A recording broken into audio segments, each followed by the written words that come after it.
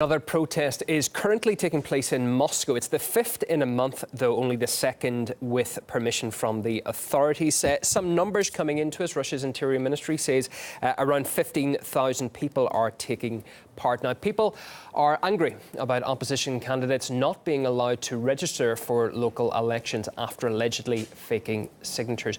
Well, let's go live now to central Moscow, where RT's Medina Kochnova is following developments for us. How is the event unfolding today, Medina?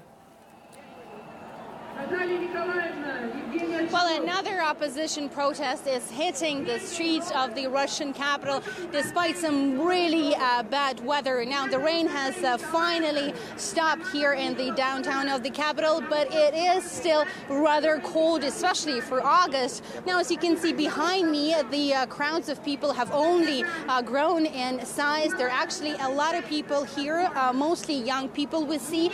Many have come here holding Russian flags and other political posters. The atmosphere here is rather peaceful. There is still quite a heavy police presence around this venue, and according to police estimates, around 15,000 people have come here this Saturday. Now, people are taking it to the streets for a fifth consecutive weekend, and despite other events, this protest was actually sanctioned by city officials. Actually, only one out of the last four protests was authorized by officials.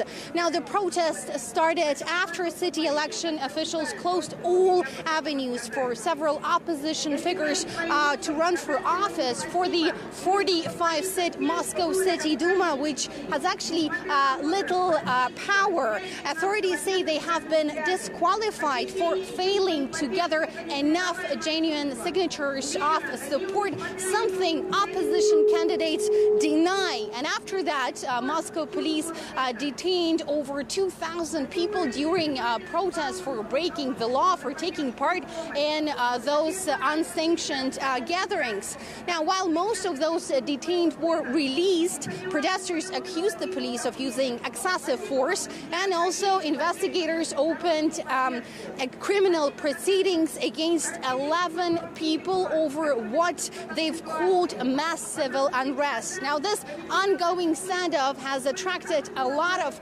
international attention, and as I've said before, as you can see, the opposition protest is at the moment in full swing here in the center of the Russian capital.